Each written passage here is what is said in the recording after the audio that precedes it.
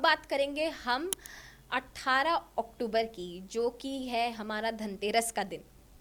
धनतेरस पे बहुत सारी चीज़ें हुई थी, जैसे कि माँ लक्ष्मी समुद्र मंथन से निकली थी, कनकधारा स्तोत्रम का आरंभ हुआ था, और साथ ही साथ उस दिन है बर्थ एनिवर्सरी हमारे आयुर्वेद के डॉक्टर की, धन्वंतरी की। तो कुछ लोग बोलते हैं कि धनतेरस पे हम पूजा करेंगे तो धन्वंतरी की करेंगे, क्योंकि वो इलनेसेस हटाते हैं घर से, और कुछ लोग कुबेर जी और माँ लक्ष्मी की साथ ही साथ पूजा करते हैं। तो मैं आपको एक छोटी सी कथा बताऊंगी और आपको बाद में उपाय भी बताऊंगी कि आप क्या कर सकते हैं। धनतेरस का व्रत रखा जाता है हमारे देश में। हमारा देश एक ऐसा देश है जहाँ पर हर चीज़ में आपको व्रत रखना होता है, क्योंकि वो आपका डाइजेस्टिव सिस्टम ठीक करता है और आपको प्रभु के करीब लेकर जाता है। तो इसकी स्टोरी कुछ ऐसी है, बड़ी शॉर्ट में बताऊंगी, और बहुत ही प्यारी स्टोरी है। तो जब माँ लक्ष्मी विष्णु जी को बोली थी कि मुझे जब आप धरती पे चक्कर लगाएं तो मुझे साथ में लेकर जाएं, विष्णु जी ने मना करा कि नहीं, मैं नहीं लेकर जा सकता। पर बड़ी ही जिद करने के बाद विष्णु जी मान गए। उसके बाद उन्होंने एक छोटी सी कंडीशन रखी माँ लक्ष्मी से कि जब भी मैं धरती लोक पे जाऊंगा तो तुमको बिल्कुल भी आकर्षित नहीं होना है, क्योंकि जो माँ लक्ष्मी है उनका जो नेचर है वो बड़ा ही चंचल है। वो कहीं पे भी रुकती नहीं है, जहाँ वो खुश होती हैं, आकर्षित होती हैं, वो वहाँ चली जाती हैं। और उन्होंने एक कंडीशन रखी थी विष्णु जी ने कि वो बिल्कुल भी साउथ इंडिया की तरफ, साउथ डायरेक्शन की तरफ नहीं देखेंगी, नज़रें नहीं डालेंगी। लक्ष्मी जी मान गई, विष्णु जी अब ले गए उनको। परंतु उनके चंचल नेचर की वजह से, इतनी चंचल आहट है उनमें, उनकी नज़र साउथ डायरेक्शन पे चली गई। अब साउथ डायरेक्शन पे एक फार्मर था जो बड़ी खेती करता था मस्टर्ड फ्लावर्स, और साथ में करता था गन्नों की। तो माता रानी आकर्षित हो गई, माता रानी को बड़ा अच्छा लगा, माता रानी साउथ डायरेक्शन में चली गई। और जब माता रानी गई उधर, माँ लक्ष्मी गई उधर, उन्होंने अपना पूरा श्रृंगार कर लिया अपने पूरे बॉडी पे मस्टर्ड फ्लावर्स का। देख के किसान भी बड़ा खुश हुआ कि अरे, माँ आई हैं और वो बिल्कुल ही श्रृंगार कर रही हैं। परंतु ये देखकर विष्णु जी बिल्कुल क्रोधित हो गए, और क्रोधता में आकर उन्होंने बोला कि अब माँ लक्ष्मी 12 साल इधर रुकेंगी और 12 साल के बाद ही वो वैकुंठ वापस आ सकती हैं। तो अब जहाँ लक्ष्मी होती है, हमें पता है वहाँ पर धन लाभ प्राप्ति होती है, वहाँ पर प्रॉस्पेरिटी होती है, वहाँ पर पीस होता है, वहाँ पर औरतों की इज्जत होती है। तो माता रानी जब 12 साल उधर रही तो जो किसान था वो इतना अमीर होता गया, इतना अमीर हो गया। परंतु जब 12 साल बाद विष्णु जी आए और बोला कि अब वैकुंठ जाना है, तो किसान ने मना कर दिया कि नहीं, मैं तो नहीं भेजूंगा माता रानी को। बड़ी कोशिशों के बाद माता रानी ने मना लिया उस किसान को और बोला कि मैं हर साल दिवाली से पहले तुम्हारे घर ज़रूर आया करूँगी।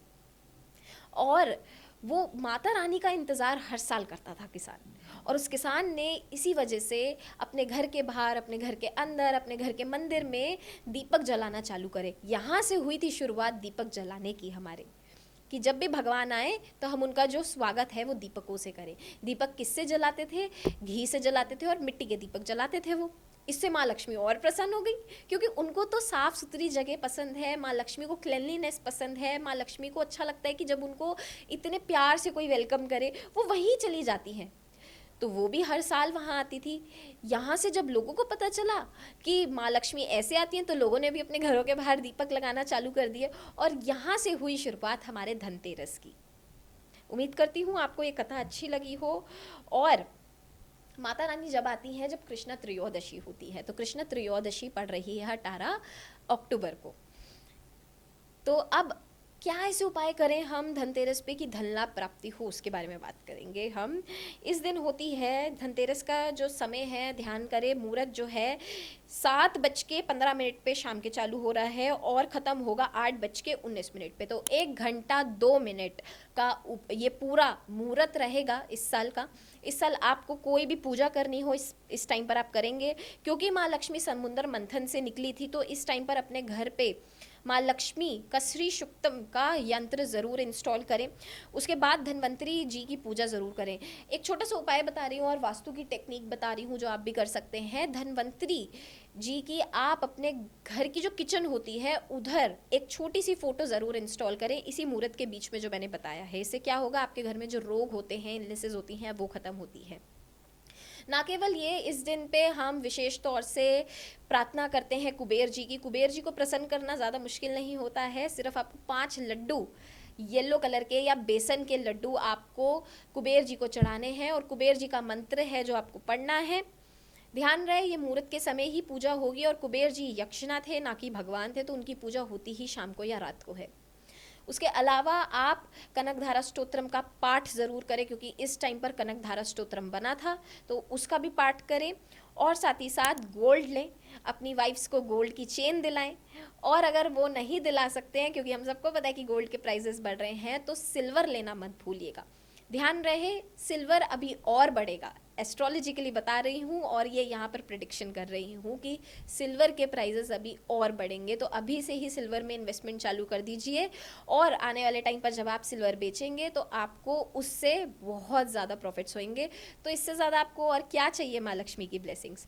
तो जितना ज़्यादा सिल्वर हो आप खुद भी ब्रिक्स में ले सकते हैं, अपनी वाइफ्स को दिला सकते हैं, और अगर कुछ नहीं ले सकते, इतनी अवस्था नहीं है, तो आपको कोरिएंडर सीड्स लेने हैं, 10 रुपए के ले लीजिए, और उसका पेड़ अपने घर पे ज़रूर लगाएं। आप उसको गाड़ सकते हैं, और जितनी जल्दी, ऐसा बोलते हैं कि वो उगते हैं उतनी ही जल्दी, और उससे पता चलता है कि आपकी लाइफ में कितनी जल्दी धन लाभ प्राप्ति होगी। तो ये तो उपाय ज़रूर कीजिएगा उस दिन।